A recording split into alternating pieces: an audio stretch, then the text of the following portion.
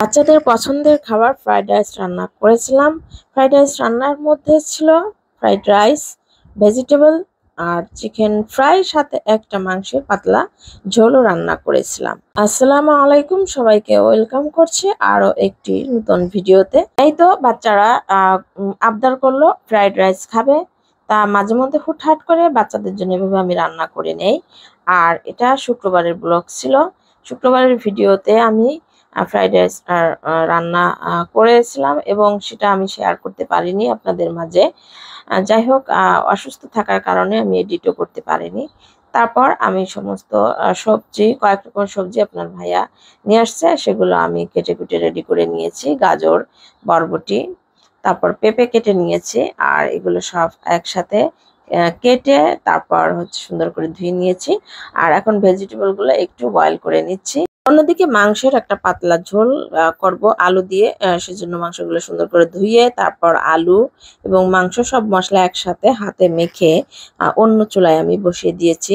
দুই চুলায় রান্না হতে হতে আমি এই দিক দিয়ে মেরিনেট করে নিচ্ছি চিকেন ফ্রাই, আর সব মশলা মেখে নিচ্ছি। তারপর হচ্ছে ময়দা একটু মশলা মিশিয়ে নিচ্ছি চিকেন ফ্রাই কোটিং করার জন্য। আর সবজিগুলো রান্না করার জন্য আমি মাংস রসুন দিয়ে একটু ভেজে নিয়েছি। তারপর সবজিগুলো দিয়ে কাঁচা পেঁয়াজ আর ওর মধ্যে কাঁচামরিচ দেবো, কিছু ক্যাপসিকাম দিব, দিয়ে আর ভেজিটেবলের যে স্টোভটা ছিল ওটা আমি রেখে দিয়েছি, সেই স্টোভটা দিয়ে তারপর আমি সবজিগুলো রান্না করে নিচ্ছি। এর মধ্যে একটু সয়া সসও দিয়ে দিয়েছি, তারপর হচ্ছে ক্যাপসিকাম দিলাম। আর পানিটা হালকা একটু শুকিয়ে আসলে তখন আমি এদিক দিয়ে কর্নফ্লাওয়ার গুলিয়েও রেখেছি। আর কর্নফ্লাওয়ারটা দিয়ে তারপর সবজিটা আমি রান্না করে নিব। আর সবজিটা একটু গ্রেভি আকার করে রান্নাটা শেষ করে নিব। আমার চাইনিজ ভেজিটেবলটা তো আমার বাচ্চাদের, বিশেষ করে আমার মেয়ের খুব পছন্দ। সবজি এবং পোলাও হলেও আমার মেয়ে খাওয়াটা চালিয়ে নিতে পারে। আগে থেকেও এখন একটু সবজিটা বেশি পছন্দ করে। তো ফাইনালি আমার সবজিটাও রান্নার শেষের দিকে। আর অন্যদিকে আমি রাইসটা রান্না করে নিব।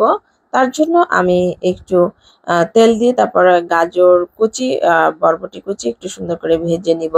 আর এর মধ্যে সস দিয়ে দেব, টমেটো সস, তারপর chilli sauce, red chilli sauce এখানে দিয়ে দিয়েছি একটু কালারফুল হওয়ার জন্য।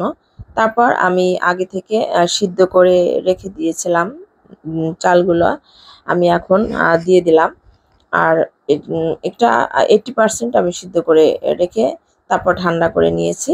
এখন সব একসাথে মিশিয়ে তারপর আমি রাইসটা রান্না করে নিব। আর শেষের দিকে আমি টেস্টিং সল্ট দিয়ে নামিয়ে নেব রান্নাটা।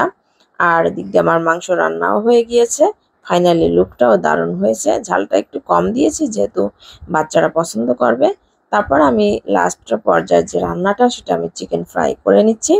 এটা আমি মশলা মেখে রেখে দিয়েছিলাম। আর কোটিং করাটা আমি অফ ক্যামেরায় করে নিয়েছি ময়দা দিয়ে। তারপর এক এক করে আমি চিকেন ফ্রাইটাও করে নিয়েছি। দারুণ মজার হয়েছিল চিকেন ফ্রাইটা। রাইসের সঙ্গে বাচ্চারা তো চিকেন ফ্রাই বেশি পছন্দ করে, এটা না হলেই ওদের একদমই চলে না। চিকেন ফ্রাইটা শেষ করে যে ময়দাটা থাকে সেটা আমি সুন্দর করে ভেজে নিয়েছি, এটাও খেতে দারুণ মজার হয়েছিল। তারপর তো বাচ্চারা নিজেদের মতো খাবারগুলো সাজিয়ে নিচ্ছে আর ওদের খুশি মতো নিয়ে নিচ্ছে আর খুব মজা করে খাবে। দুই ভাই বোন খুব খুশি। তো আমরা সবাই মিলে খেয়ে নিব। খাবার খেতে খেতে আপনাদের মাঝ থেকে বিদায় নিচ্ছি। আবারও চলে আসবো অন্য কোনো ভিডিও নিয়ে। সে পর্যন্ত আপনারা ভালো থাকবেন, সুস্থ থাকবেন। আল্লাহ হাফেজ।